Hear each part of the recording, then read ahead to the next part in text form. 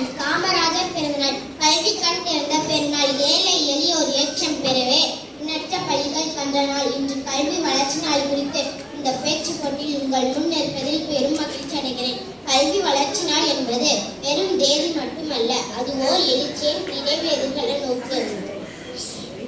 இந்த நாள் நமது தேசத்தின் தலைசிறந்த அறிஞர்களின் ஒருவரான முன்னாள் முதலமைச்சர் பாரத் ரத்ன கர்ம வீரர் காமராஜரின் பிறந்த நாள் ஆகும். கல்விக்கு அவர் ஆற்றிய பங்களிப்புகளை நினைவு கூறும் விதமாக தமிழ்நாடு அரசு அவரது பிறந்த நாளான ஜூலை 15ஆம் தேதி கல்வி வளர்ச்சி நாளாக அறிவித்தது. கல்வி ஓர் சமூக பொறுப்பு. காமராஜர் அவர்கள் முதலமைச்சராக பொறுப்பேற்ற போது தமிழகத்தில் கல்வி நிலை மிகவும் பின்தங்கியிருந்தது.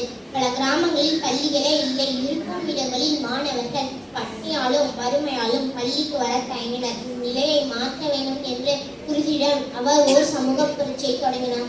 பள்ளிக்கூடம் இல்லாத கிராமமே இருக்கக்கூடாது என்ற அவரது கனவு நிஜமானது. 1 மைல் தூரத்திற்கு ஓர் தொடக்கப்பள்ளியும் 3 மைல் தூரத்திற்கு ஓர் நடுநிலைப் பள்ளியும் என திட்டமிட்டு பள்ளிகளை திறந்தார். மதிய உணவு திட்டம். 1 மைல் கல்வியின் முக்கியத்துவத்தை உணர்ந்த காமராஜர் திட்டம் மதிய உணவு திட்டமாகும்.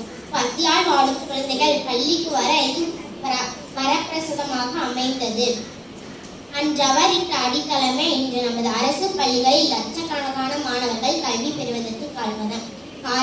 கல்வி என்பது ஏட்டுச் சொற்கள் அல்ல, அது ஒரு நாட்டின் வளர்ச்சிக்கும் தனி மனிதனின் முன்னேற்றத்திற்கும் அடிப்படையாகும். அவரது வழியில் பணிந்து கல்வியின் ஒளியால் அறியாமை இருளை போக்குவோம். நன்றி.